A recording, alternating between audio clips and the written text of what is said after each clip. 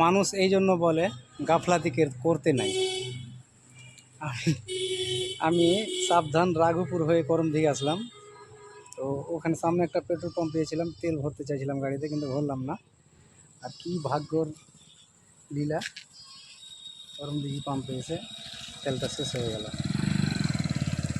এখানে আবার এই পাম্পে আবার তেল নাই, এত বড় পাম্পে তেল নাই।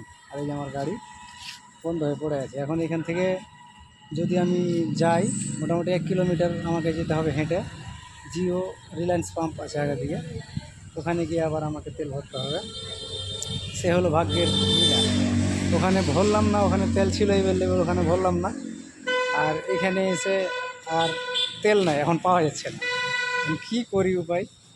এত গরমের মধ্যে সারা শরীরে মনে করো যে গরম তো আছেই, আর এই গরমের মধ্যে হেঁটে গাড়ি ঠেলে নিয়ে যাওয়া বিশাল বড় ব্যাপার একটা। এখন কোনো উপায় নেই, গাড়ি জবাব দিয়ে দিয়েছে যে আমি পারবো না, এখন ওকে ঠেলা ছাড়া কোনো উপায় নেই। তো ঠিক আছে, দুঃখ একটা, কী বলবো আর। ভালো থাকেন সবাই। ফাইনালি জিও রিলায়েন্স পাম্পে তেল পাওয়া গেল। এই যে আমি তেল ভরলাম এখানে 200 টাকা। এখন এখান থেকে চলে যাব বাড়ি। ঠিক আছে।